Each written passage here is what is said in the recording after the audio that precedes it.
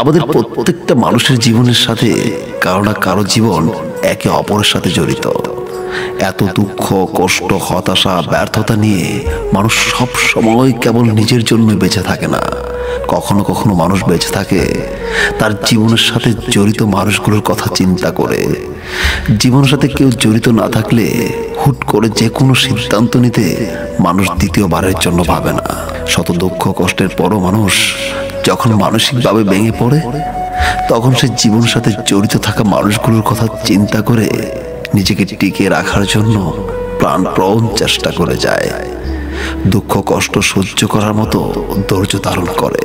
কখনো কখনো মানুষ নিজের নিশ্চিত সুখের কথাও মানুষ ভুলে যায়।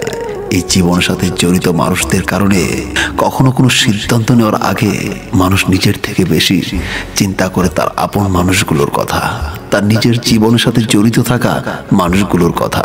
পৃথিবীতে কত মানুষ কত কিছু সহ্য করে বেঁচে থাকে, কত মানুষ জীবিত থেকেও মৃতর মতো হয়ে বেঁচে থাকে, নিজের শখ আহ্লাদ বিসর্জন দেয়। কত মানুষ জেনে শুনে নিজের ভাগ্যকে দুঃখের সাথে মেনে নেয়, তার খোঁজ কেউ রাখে না।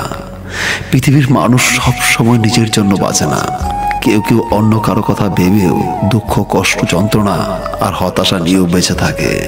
তাদের যে বেঁচে থাকা, এটাকে কখনোই আমরা ভাবি না বা ভেবেও দেখি না।